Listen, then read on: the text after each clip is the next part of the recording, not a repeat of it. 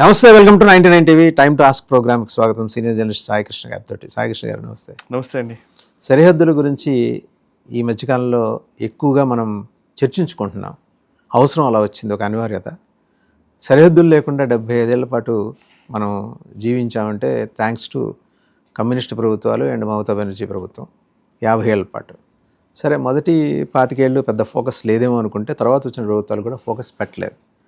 అయితే reorganisation of borders అనేది వాళ్ళు జరుగుతుంది. స్మార్ట్ బార్డర్ ప్లాన్లో భాగంగా కేంద్ర ప్రభుత్వం నిర్ణయం తీసుకుంది. జూదాల్లో ఓడిపోయినప్పుడు ఈ గ్రామం నువ్వు తీసుకో, ఈ గ్రామం నేను తీసుకుంటాను, వెనకటికి నడిచిన అవన్నీ కూడా మహాభారతం వరకు మనం చూసినవే. అది మొన్నటి వరకు ఉంది. సువేందు అధికారి ప్రభుత్వం వచ్చేదాకా ఉంది. ఎలా ఉండబోతోందండి? అంటే సరిహద్దులని ఈసారి దాని మ్యాపింగ్ ఎలా చేయబోతున్నారు? యాక్చువల్లీ అంటే కొంచెం ముందు వరకు అనుకోండి, 2015 వరకు మీరు చెప్పిన పరిస్థితి ఉండేది. రాజుల జూదాల్లో కోల్పోయింది. అసలు యాక్చువల్లీ ఇది చాలా ఇంట్రెస్టింగ్ అంశం. ఇన్ని సంవత్సరాలుగా ఎవరు దీని గురించి అసలు ఎందుకు మాట్లాడలేదు అని అనిపిస్తుంది. బెంగాల్ గురించి మనం మీరు ఇందాక అన్నట్టుగా వెస్ట్ బెంగాల్ అంటే బెంగాల్ విభజన జరిగినప్పటి నుంచి 1905లో బ్రిటిషర్ల కాలంలో ఫస్ట్ బెంగాల్ విభజన జరిగింది. ఆ తర్వాత మళ్ళీ 1911లో మళ్ళీ కలిపేశారు. కలిపిన తర్వాత మళ్ళీ 1947లో దేశ విభజన జరిగింది. దేశ విభజన జరిగినప్పుడు బెంగాల్ విభజన జరిగింది, అటు పంజాబ్ని విభజించారు, బార్డర్స్ని బ్రిటిషర్లు వేసి వెళ్ళిపోయారు. సో ఆ టైంలో బెంగాల్ విభజన జరిగిన తర్వాత ఈస్ట్ పాకిస్తాన్ అంటే ఈస్ట్ సైడ్ ఉన్నటువంటి బంగ్లాదేశ్ ఏదైతే ఉందో అది అండ్ వెస్ట్ సైడ్ ఉన్నటువంటి పాకిస్తాన్, ఈ రెండూ కలిసి పాకిస్తాన్ దేశంగా ఏర్పరిచారు అప్పుడు బ్రిటిషర్లు దేశ విభజన జరిగిన తర్వాత. 1947 నుంచి 1971 వరకు అలాగే సాగింది. ఈస్ట్ పాకిస్తాన్, వెస్ట్ పాకిస్తాన్ రెండు ఒక దగ్గరే ఉండేవి, రెండు ఒకే పరిపాలన కింద, గొడుగు కింద ఉండేది. పరిపాలన నడుస్తున్నప్పుడు ముజీబుర్ రెహమాన్ నేతృత్వంలో అక్కడ ఒక ఉద్యమం మొదలైంది, బంగ్లా ఉద్యమము. ఆ బంగ్లా ఉద్యమం వచ్చి పాకిస్తాన్ వాళ్ళు బంగ్లాదేశ్ మీద పెత్తనం చేస్తున్నారు, మాది బంగ్లా కల్చర్ అనే ఉద్దేశంతో, అంటే ఆ బెంగాలీ కల్చర్ని కాపాడుకోవడం కోసం వాళ్ళు ఆ బెంగాలీ ఉద్యమాన్ని తెరతీశారు. ప్రాంతీయ ఉద్యమం వచ్చింది. దాంతో ఒక పెద్ద ఎత్తున బంగ్లాదేశ్ ఏర్పాటు కోసం అని చెప్పేసి కోరిక మొదలైంది. ఆ సంకల్పాన్ని నెరవేర్చడంలో భారతదేశం ఇన్వాల్వ్ అయింది. ఇందిరాగాంధీ గారు ప్రధానిగా ఉండి అప్పుడు ముక్తి వాహినికి మనం సపోర్ట్ చేశాము అండ్ పాకిస్తాన్ మీద యుద్ధం కూడా చేశాము. చివరికి మనం గెలిచాము అండ్ బంగ్లాదేశ్ ఏర్పరిచాము. సో బంగ్లాదేశ్ ఏర్పరిచిన నాటి నుంచి ఇప్పటి వరకు అంటే ఇక్కడ ఒక చిన్న అంశం మిస్ అయింది ఏంటంటే, ఈ విభజన జరిగింది సరే, కానీ నిజంగా పూర్తి స్థాయిలో ఇటువైపు ఉన్న అంటే విభజన అంటే ఏంటి, మధ్యలో ఒక గీత గీశారు, ఇటువైపు ఉన్న వాళ్ళు ఈ దేశము, ఇటువైపు ఉన్న వాళ్ళు ఈ దేశం, అంతే కదా న్యాచురల్గా ఎప్పుడైనా పార్టీషన్ జరిగినప్పుడు. కానీ ఏం జరిగిందంటే అప్పుడెప్పుడో మహారాజుల కాలంలో కూచ్ బిహార్ రాజు, రంగపూర్ రాజు, ఊరికే జస్ట్ ఎగ్జాంపుల్ చెప్తాను, ఇట్లా చాలా గ్రామాలు ఉన్నాయి, బట్ రెండు, కూచ్ బిహార్ అనేది నార్థన్ వెస్ట్ బెంగాల్లో ఉంటుంది, రంగపూర్ అనేది ప్రస్తుతం ఉన్న బంగ్లాదేశ్లో ఉంది. సో ఇద్దరు రాజులు కూర్చొని వాళ్ళు ఏం ఆడారో తెలియదు కానీ పేక ఆడారా, లేకపోతే చదరంగమా, లేకపోతే పాచికల, whatever it may be. So అది మొఘల్ పీరియడ్ ఆ టైం నుంచి కూడా. సో ఆ టైంలో ఇద్దరు ఒక ఆట ఆడి, ఆటలాడుతున్నప్పుడు మామూలుగా పణంగా ఏదైనా పెడతాం కదా, మనము పందెం పెడతాం కదా, ఆ పందెంలో భాగంగా వాళ్ళు కొన్ని ఊర్లు పెట్టారు. ఈ రాజు అంటే ఇటువైపు ఉన్నటువంటి కూచ్ బిహార్లో ఉన్నటువంటి రాజు అండ్ ఇటు రంగపూర్లో ఉన్నటువంటి రాజు ఇద్దరు ఊర్లని పణంగా పెట్టినప్పుడు ఇతను గెలిచినప్పుడు ఈ ఊర్లు ఈయన కంట్రోల్లోకి వస్తాయి, ఇతను గెలిచినప్పుడు ఈ ఊర్లు ఈయన కంట్రోల్లోకి వస్తాయి. అట్లా పరిపాలన చేస్తూ నడిచింది కొంతకాలం పాటు. అది కొంతకాలం పాటు కాదు, ఫస్ట్ బ్రిటిషర్లు దేశ విభజన చేసినప్పుడు మారలేదు, ఓవరాల్గా దేశ విభజన జరిగింది. 1947లో మనకు స్వాతంత్రం వచ్చిన తర్వాత జరగలేదు. ఇవిటే ఉన్నాయి. అంటే మొన్నటి వరకు 2015 వరకు నరేంద్ర మోదీ గారు ప్రధాని అయ్యేంత వరకు కూడా వెస్ట్ బెంగాల్లో ఉన్నటువంటి మన భారతదేశంలోని ఉన్నటువంటి ఒక 51 గ్రామాలు బంగ్లాదేశ్ ప్రభుత్వ పరిధిలో ఉన్నాయి. బంగ్లాదేశ్లో ఉన్నటువంటి 111 గ్రామాలు ఎంక్లేవ్స్ అంటారు. గ్రామం అనే కంటే కూడా ఎంక్లేవ్ అంటే చుట్టూతా వేరే దేశం ఉంటుంది. ఇది ఒక్క ఊరు మాత్రం, ఈ యొక్క ఎంక్లేవ్ మాత్రం వేరే దేశానికి చెందినే ఉంటుంది. సో అంటే బంగ్లాదేశ్లో ఉన్న గ్రామాలు 111 ఎంక్లేవ్స్ భారత కంట్రోల్లో ఉన్నాయి, భారత అడ్మినిస్ట్రేషన్ పరిధిలోకి వస్తాయి. అండ్ ఇటువైపు మన భారత్లో ఉన్నటువంటి 51 దేశాలు బంగ్లాదేశ్ గవర్నమెంట్ పరిధిలోకి వస్తాయి, విలేజెస్. సో అవేంట 162 మొత్తం, అంటే 162 ఎంక్లేవ్స్, 6 గ్రామాలు, 6 ప్రాంతాలు, what ever it may be, 162 గ్రామాలు ఎవరికీ చెందకుండా పోయినాయి. అంటే ఇప్పుడు ఏంటి సింపుల్ లాజిక్ ఏంటి, బంగ్లాదేశ్లో ఉన్నటువంటి 111 గ్రామాలు ఉన్నాయి, అవి మన భారత ప్రభుత్వం పరిధిలోకి రావాలి అంటే స్కూల్స్ మనమే మెయింటైన్ చేయాలి, హాస్పిటల్స్ మనమే కట్టించాలి, పోలీస్ స్టేషన్ మనమే చూడాలి, లా అండ్ ఆర్డర్ మనమే చూసుకోవాలి, అండ్ వాళ్ళ ల్యాండ్ కి సంబంధించిన రెవెన్యూ రికార్డ్స్ అవన్నీ మనమే మెయింటైన్ చేయాలి. అవేవి జరిగేది కాదు, ఎందుకంటే అడ్మినిస్ట్రేషన్ కష్టం, అది వేరే వైపు ఉంది. నేను అక్కడికి వెళ్ళాలి అని అంటే బార్డర్ క్రాస్ చేయాలి, వెళ్ళాలి, అక్కడ ఏదో వాళ్ళని చూసుకోవాలి, మళ్ళీ ఇక్కడికి రావాలి. సో అది సాధ్యపడలేదు. రాష్ట్రాలంటే వేరు. ఇప్పుడు యానాం ఉంది మన దగ్గర, పుదుచ్చేరి ఇంకో వైపు ఉంది. పుదుచ్చేరి నిజంగా పాండిచేరి ఉన్నది వేరు, తమిళనాడు దగ్గర ఉంటుంది, కలపగలుగుతాం మనం. తెలుగు అయినా తమిళ అయినా కానీ అట్లీస్ట్ అడ్మినిస్ట్రేషన్ చేయడానికి అవకాశం ఎందుకు ఉంటుందంటే ఒకే దేశం కాబట్టి. ఓటర్ ఐడి సేమ్ ఉంటుంది, ఆధార్ సేమ్ ఉంటుంది, అనేక అంశాలు సేమ్ ఉంటాయి కాబట్టి నడుస్తుంది. బట్ దేశాలే వేరు కదా, కాన్స్టిట్యూషన్ వేరు. ఇప్పుడు నేను ఇక్కడ నుంచి అటు పోయి అక్కడ ఆ గ్రామాల్లోని వాళ్ళని ఏం ఉద్ధరించాలి నేను? పోనీ బంగ్లాదేశ్ ప్రభుత్వం ఇక్కడ ఏమైనా చూస్తుందా అంటే చూడలేదు. దీంతో ఏమైందంటే no schools, no hospitals, no police station. At least వాళ్ళకి ఏం చెప్పడానికి ఎవరితో అడగాలో తెలియదు, ఏం అడగాలో తెలియదు. కరెంట్ లేదు, ఏమీ లేదు, వాళ్ళు అలా వదిలేశారు.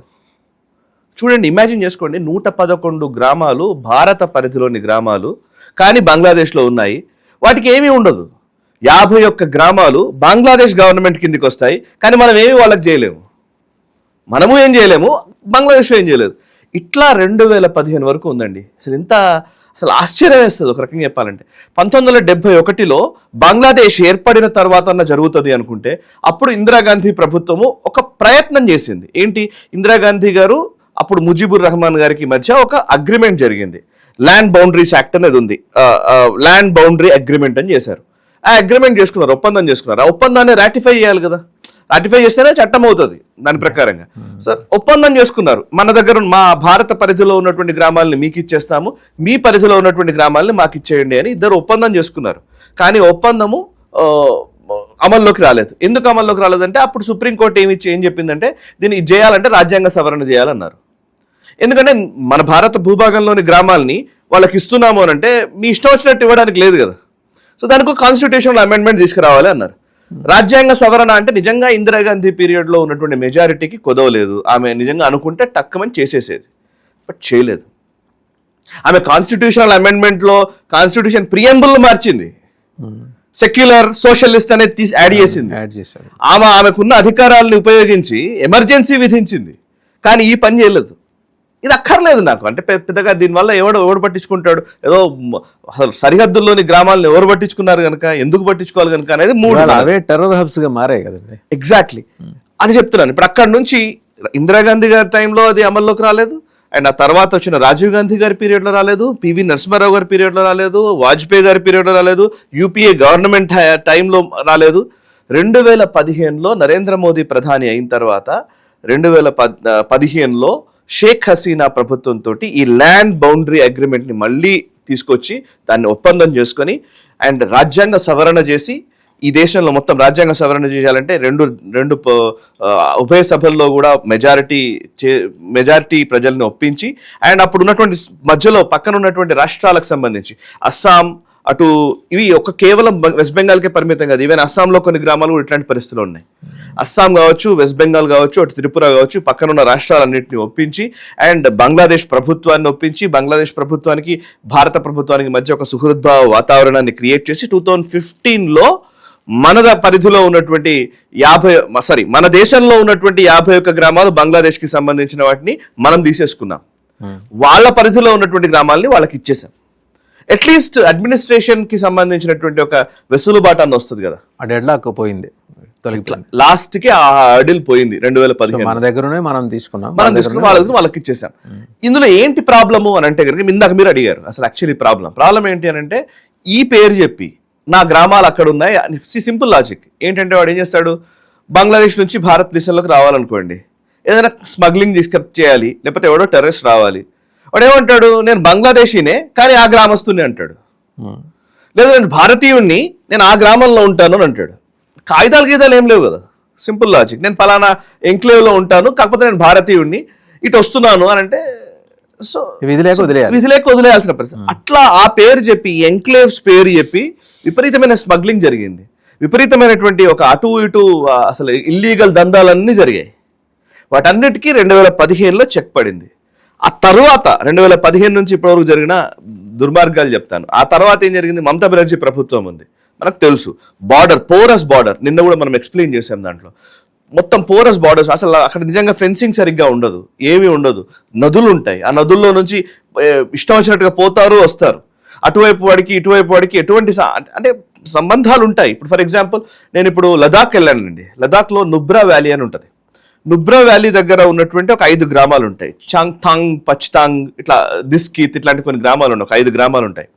ఆ 5 గ్రామాలని 1971 యుద్ధం సమయంలో భారతదేశం, అది యాక్చువల్ అంతకుముందు పాకిస్తాన్ కంట్రోల్లో ఉండే 5 గ్రామాలు.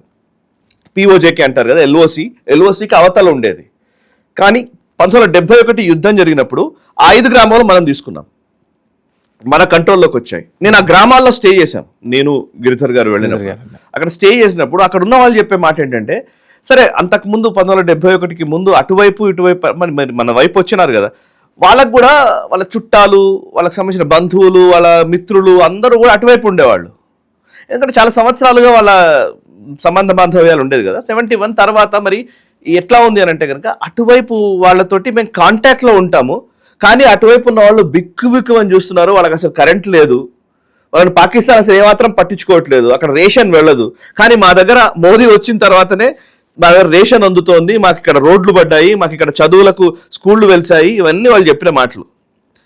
అంటే వన్స్ మీకు కాకపోతే అటువైపు ప్రాబ్లం ఏంటంటే, అక్కడ ఏంటంటే ఎల్ఓసి క్రాస్ చేసి వెళ్ళడము రావడము ఈజీగా ఉండదు. ఎల్ఓసికి క్లియర్ డిమార్కేషన్ ఉంది, బట్ ఇక్కడ లేదు కదా అసలు. అట్లాంటిది బంగ్లాదేశ్కి లేదు. ఇప్పుడు అది చేయడం కోసం మమతా బెనర్జీ ప్రభుత్వాన్ని ల్యాండ్ ఇవ్వమని అడుగుతూ ఉంటే ఆమె ల్యాండ్ ఇవ్వని పరిస్థితి. ఇప్పుడు మళ్ళీ మన బీజేపీ గవర్నమెంట్ వచ్చాక సువేందు అధికారి ప్రభుత్వం వీళ్ళకి ల్యాండ్ అలొకేట్ చేసింది. అండ్ దాన్ని 15 కిలోమీటర్ల నుంచి 50 కిలోమీటర్ల పరిధిలోకి బిఎస్ఎఫ్ అధికారాలను తీసుకొచ్చారు. అండ్ ఈ బార్డర్స్ ని సరిగ్గా సెక్యూర్ చేసే ఒక ప్రయత్నం ఇప్పుడు చేస్తున్నారు. ఇప్పుడు మీరు నాకన్నా స్మార్ట్ బార్డర్ ప్లాన్ కూడా తీసుకొచ్చారు. సీసీటీవీలు అరేంజ్ చేయబోతున్నారు. ఏఐ టెక్నాలజీని వాడి, డ్రోన్స్ టెక్నాలజీ వాడి అక్కడ పూర్తి నిఘా నిర్వహించబోతున్నారు. ఇవన్నీ ఇప్పుడు జరుగుతున్నాయి. నిజంగా మనకు పాకిస్తాన్ బార్డర్ కంటే బంగ్లాదేశ్ బార్డర్ ఎక్కువ ప్రమాదం కూడా ఇటు నుంచే ఎక్కువ ఉంది. ఆ ప్రమాదం కూడా ఇటు ఎక్కువే.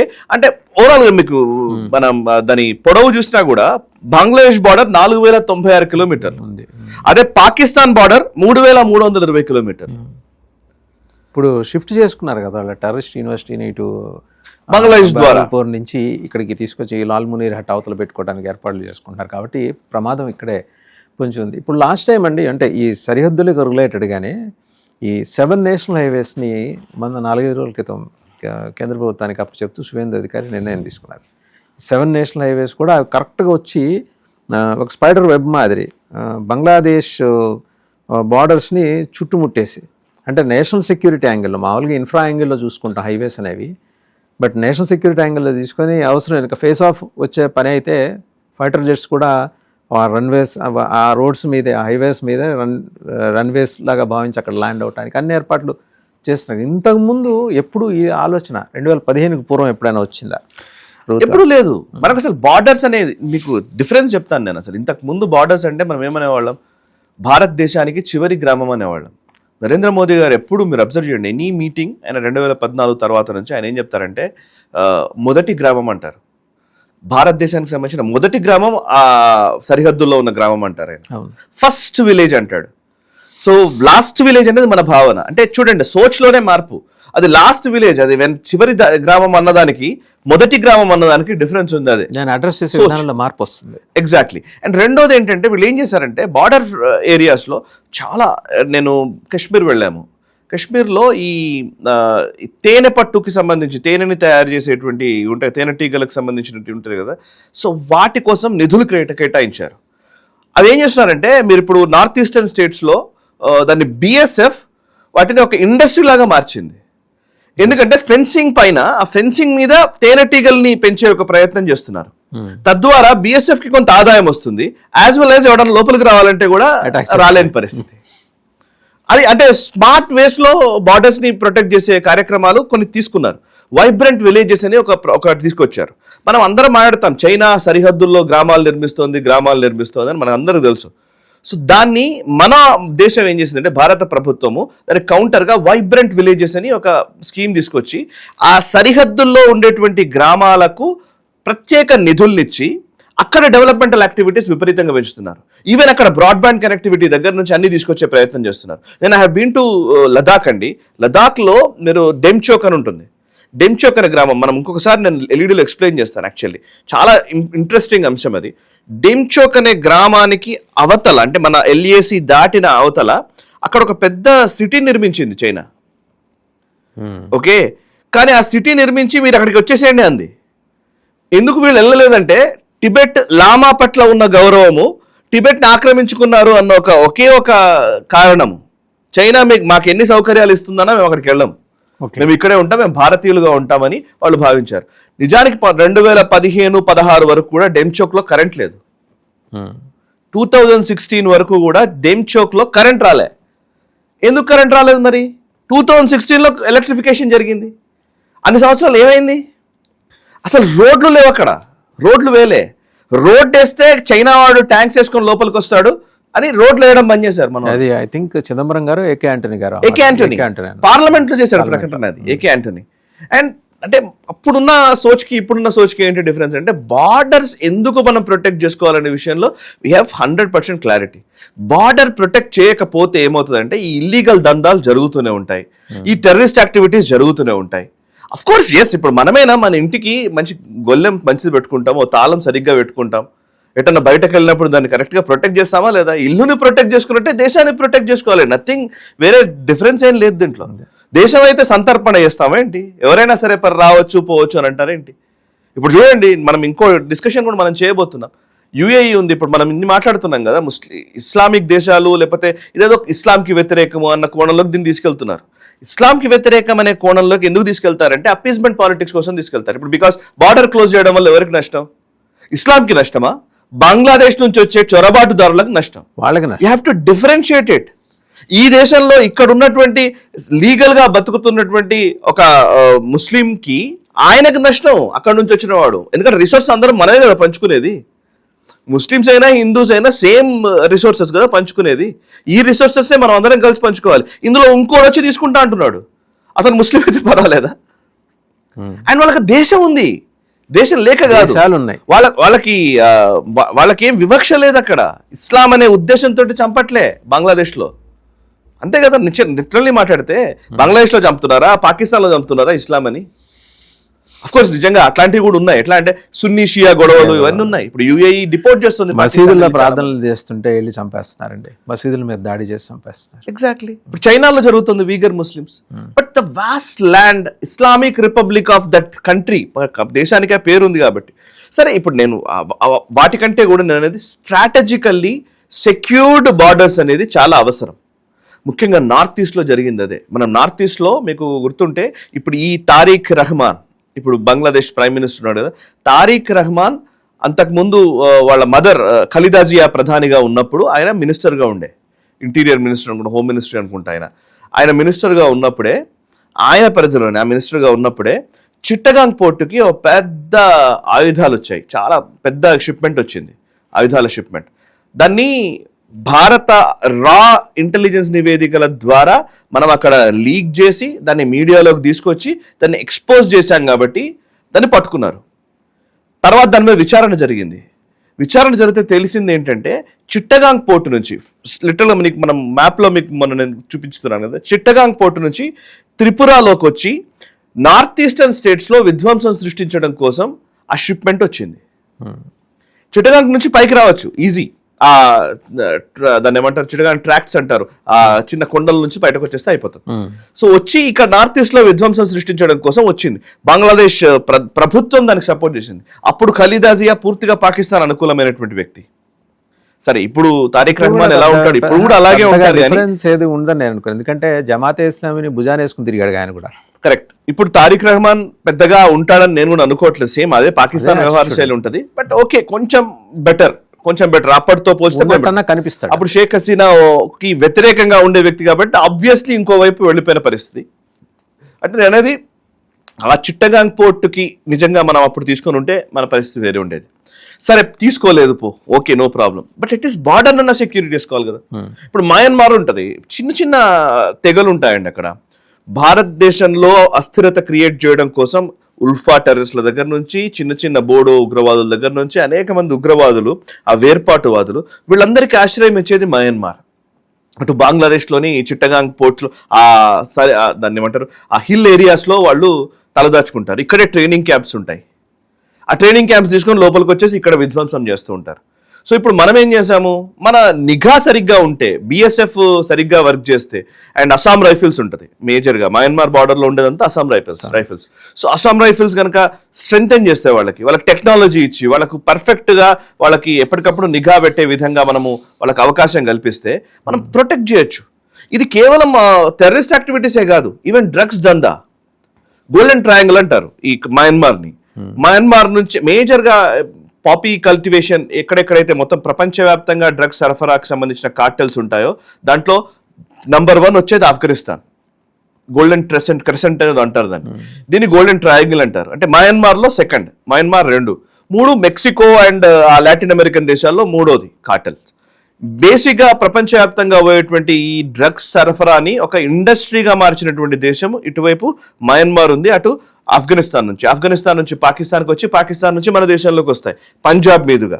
ఇటువైపు నుంచి నార్త్ ఈస్టర్న్ స్టేట్స్ నుంచి ఇటువైపు తీసుకొస్తారు. సో భారతదేశం తీసుకొచ్చి ఇక్కడ నుంచి ప్రపంచానికి ఎక్స్పోర్ట్ చేసే ఒక ప్రయత్నం చేస్తూ ఉంటారు. వీటన్నిటినీ ఆపాలంటే ఎలా? ఈ పాపీ కల్టివేషన్ చేసి ఈ గాంజాని వీటిని తయారు చేసి తద్వారా వచ్చే డబ్బుల్ని టెర్రరిస్ట్లకు ఇస్తారు. ఓవైపు యూత్ని నిర్వీర్యం చేయడం, ఇంకోవైపు మారణ హోమం సృష్టించడం. ఇది ఒక పెద్ద వ్యవస్థ. ఇది ప్రపంచ మానవాళికే కంటకంగా మారినటువంటి ఇట్లాంటి శక్తుల్ని అణిచివేయాలి అని అంటే secured borders compulsory. Secured borders ఎప్పుడు వస్తాయి? స్టేట్ గవర్నమెంట్ స్ట్రాంగ్గా ఉన్నప్పుడు, సెంట్రల్ గవర్నమెంట్కి సహకరిస్తూ సెంట్రల్ గవర్నమెంట్ విధానాల్ని సరిగ్గా అమలు చేసినప్పుడు. ఇక్కడ డబుల్ ఇంజన్ వచ్చేది. అది ఇప్పుడు జరుగుతుందన్నది నా పాయింట్. రైట్. అయితే ఇప్పుడు మనం ముందర ఇప్పుడు పూర్తిగా సమసిపోయినట్టేనా, వాళ్ళు మనం తీసేసుకున్నట్టే? బేసికల్లీ అది అయిపోయింది. అంటే ఆ గ్రామాలు అక్కడ వైపు ఉన్న గ్రామాలను ఇటు తీసుకున్నాము మనం, అది సెటిల్ అయిపోయింది. కానీ వచ్చిన బార్డర్ ని సరిగ్గా స్ట్రెంగ్తెన్ చేసుకోవడం ఇప్పుడు మొదలుపెట్టి, ఇప్పుడు అదే స్మార్ట్ బార్డర్ ప్లాన్ 2015లో గ్రామాలని క్లియర్ చేసుకున్నాం. అంటే 75 ఏళ్ల తర్వాత క్లియర్ చేసుకున్నాం మనం అర్థం చేసుకుంటే. అంటే అది అంటే ఎవరికి ఎందుకు పట్టలేదో, ఎవరు కనీసం ఎందుకు మాట్లాడలేదో, అసలు అది విచిత్రమే. మీరు అన్నట్టు పరిపూర్ణమైన మెజారిటీ ఉన్న సమయంలో మిసెస్ గాంధీ ఆమె నిర్ణయం తీసుకుని ఉంటే బాగుండేది. ఫర్దర్గా బలహీన ప్రభుత్వాలు ఏర్పడటం అండ్ రకరకాల అస్థిరతలు చోటు చేసుకోవడం కారణంగా దాని మీద ఫోకస్ కూడా తక్కువ ఉండొచ్చు. బేసికల్గా కాంగ్రెస్ వాళ్ళకి అలాంటి అవగాహన ఉండదు కదా. అంటే వాళ్ళకి అసలు అవసరం లేదు, అవగాహన కన్నా అవసరం లేదు. ఇప్పుడు వీళ్ళకి ఏంటి అని అంటే, ఇప్పుడు నార్త్ ఈస్టర్న్ స్టేట్స్ ఉన్నాయనుకోండి, వాటిని ఎట్లా వదిలేస్తాం మనం? నేను కిషన్ రెడ్డి గారు డోనర్ మినిస్టర్ ఉండే, department of north eastern region అని, దానికి ఒక డిపార్ట్మెంట్ ఏర్పరిచి మోదీ గవర్నమెంట్ వచ్చిన తర్వాత నార్త్ ఈస్టర్న్ స్టేట్స్, ఈశాన్య రాష్ట్రాల మీద మనం ప్రత్యేకంగా దృష్టి పెట్టాలని ఒక మినిస్ట్రీని ఏర్పాటు చేశారు. ఆ మినిస్ట్రీ కిషన్ రెడ్డి గారి దాని పోర్ట్ఫోలియో అది నిజానికి ఫస్ట్లో. ఇప్పుడు వేరే వాళ్ళు మారారు. కానీ కిషన్ రెడ్డి ఉన్నప్పుడు నేను అడిగేవాడిని, అసలు డోనర్ మినిస్ట్రీ నుంచి ఏమేం చేస్తుంటారంటే, ఆయన అసలు యాక్చువల్లీ ఆయన కూడా చెప్పుకోలేదు ఎప్పుడు తెలుగు రాష్ట్రాల్లో. నిజంగా చెప్తున్నాను, he has done wonderful job there. We don't know that. నిజంగా చెప్పాలంటే ఆయన టైంలో డోనర్ మినిస్ట్రీ నుంచి ఏంటంటే, మోదీ గవర్నమెంట్ ఏం చేశారంటే, ఈశాన్య రాష్ట్రాలను వదిలేశాం. ఎందుకు వదిలేశామనంటే, అక్కడ కొంతమంది నాయకులు ఉంటారు, ఎవరో కొంతమంది నాయకులు, సంగ్మా లాంటోడో, ఈ అస్సాంలో అయితే తరుణ్ గొగోయ్ లాంటోడో, ఇట్లా కొంతమంది నాయకులకి వదిలేశాం మనం. అంటే కాంగ్రెస్ పార్టీ వీళ్ళు ఏం చేశారంటే, ఆ నాయకులు చూసుకుంటారు, మనకు సంబంధం లేదు. ఆ నాయకులతోటి మనం ఎప్పుడో మాట్లాడుతూ ఉంటాం. నిజానికి అక్కడ ఉన్నటువంటి ఉగ్రవాదులు, ఫర్ ఎగ్జాంపుల్ నాగా ఉగ్రవాదులు కావచ్చు, ఈ బోడోలు కావచ్చు, లేకపోతే ఈ ఉల్ఫా టెర్రరిస్టులు కావచ్చు, వీళ్ళందరితో మనం ఒప్పందాలు చేసుకుంటూ ఉంటాం. మీరు గుర్తుంటే అప్పుడు మన వీరు హోమ్ సెక్రటరీగా పనిచేశారు పద్మనాభయ్య గారు, కేంద్ర హోంశాఖ కార్యదర్శిగా పనిచేసిన పద్మనాభయ్య గారు మన తెలుగువారు. వారి హయాంలో ఆయన హోమ్ సెక్రటరీగా ఉన్నప్పుడు నిజానికి యూపీఏ గవర్నమెంట్ టైంలో సిగ్నిఫికెంట్ వర్క్ ఆయన చేశారు, నాట్ గవర్నమెంట్. ఆయన అక్కడ ఉన్నటువంటి నాయకులతోటి మాట్లాడడము, వాళ్ళతో ఒప్పందం చేసుకోవడం, అప్పుడంతా ఏంటంటే ఇప్పుడు కూడా నడుస్తుంది అదే. అక్కడ ఒక వేర్పాటువాదం మూకొస్తుందండి. ఆ వేర్పాటువాదులు వాళ్ళు ఏం చేస్తారంటే, నేను దేశం నుంచి విడిపోతామంటారు. అదొక చిన్న తెగ, అదొక ఏరియాని ప్రభావితం చేసే తెగ. వాళ్ళు ఆయుధాలు పట్టుకుంటారు, వాడికి మయన్మార్లోనే ఎక్కడో ట్రైనింగ్స్ ఇస్తారు. ఈ ఈఎస్ఐ ఇన్వాల్వ్ అవుతుంది, వాళ్ళకు ఆయుధాలు సరఫరా చేయడము, లేకపోతే ఐఎస్ఐ వెనకాల ఉన్న డీప్ స్టేట్, సిఐఏ వీళ్ళందరూ ఇవ్వడము, ఇవన్నీ చేస్తూ ఉంటారు.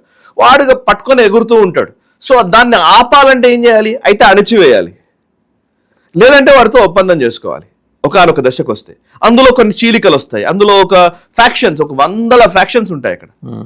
ఎట్లా అంటే ఒక 5,000 మందికి ఒక లీడర్ వాడు డిసైడ్ చేస్తాడు 5,000 మందితో కలిసి. సో ఇట్లాంటి క్రమంలో వాటిని సెట్ చేయాలంటే డెవలప్మెంటల్ యాక్టివిటీస్ అక్కడ చేయాలి మనం. డెవలప్మెంటల్ యాక్టివిటీస్ ఏమీ లేకపోయేసరికి ఏమైందంటే వాళ్ళు అలాగే అస్థిరత కొనసాగుతూ ఉంటుంది. సో అందుకోసమని సెంట్రల్ గవర్నమెంట్, మోదీ గవర్నమెంట్ వచ్చిన తర్వాత ఏం చేశారంటే డోనర్ మినిస్ట్రీని పెట్టి ప్రతి మంత్రి, క్యాబినెట్ మినిస్టర్ స్థాయిలో ఉన్నటువంటి ప్రతి మంత్రి ఖచ్చితంగా నెలకు ఒక్కరైనా సరే మంత్రి నార్త్ ఈస్టర్న్ స్టేట్స్ లో బస చేయాలి. అది రూల్ తీసుకొచ్చారు మోదీ. తీసుకొచ్చి అంటే మనకి ఇవన్నీ హెడ్లైన్స్ లో కనిపించేవి కాదు, మీరు సర్చ్ చేస్తే ఇవన్నీ వచ్చేస్తాయి. Every minister should be there, అంటే ఖచ్చితంగా ఒక రాత్రి అక్కడ బస చేయాలి.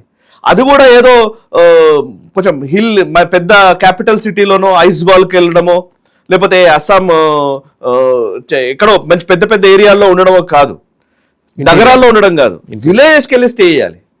వన్స్ ఒక మినిస్టర్ అక్కడికి వెళ్తున్నాడు అని అంటే అక్కడ యాక్టివిటీ మొత్తం మారిపోతుంది. సో అట్లా సెంట్రల్ మినిస్టర్స్ని అక్కడికి పంపించడం మొదలు పెట్టారు. అక్కడ పొలిటికల్ లీడర్షిప్ని దగ్గరకు తీసుకున్నారు. చాలా మంది నాయకుల్ని వాళ్ళు గ్రూమ్ చేశారు లిటరల్ గా మాడితే. హిమంత బిశ్వ శర్మ 2015లో కాంగ్రెస్ పార్టీ నుంచి వచ్చి బీజేపీలో జాయిన్ అయిన తర్వాత ఎన్డీఏ కాదు, అక్కడ ఎన్ఈడిఏ ఉంటుంది, North Eastern Development Alliance. NDA కాదు. ఇప్పుడు మీరు వెళ్తే మన దగ్గర అంతా ఎన్డీఏ కదా, నేషనల్ డెమోక్రటిక్ అలయన్స్. అక్కడ North East Development Alliance, Democratic Alliance, NEDA అంటారు ఆ కూటమిని. ఆ కూటమికి ఈయనని హెడ్ని చేశారు.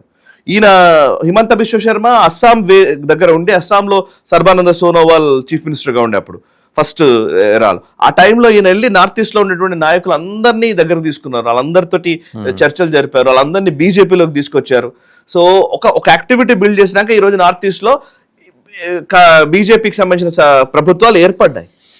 సో ఇప్పుడు అది ఒక డబుల్ ఇంజన్ అన్నాను కదా ఇందాక. సో దట్ డబుల్ ఇంజన్ రావడం వల్ల ఒక క్లారిటీ వస్తుంది. ఈవెన్ మణిపూర్ లో ఇప్పుడు మళ్ళీ గొడవ మొదలైంది కదా. గొడవ చేస్తుంది ఎవరు? నాకు తెలుసు కదా, మైతీలకి కుకీలకి ఉన్న గొడవని పట్టుకొని. రైట్ సాయి గారు, థ్యాంక్ యూ వెరీ మచ్.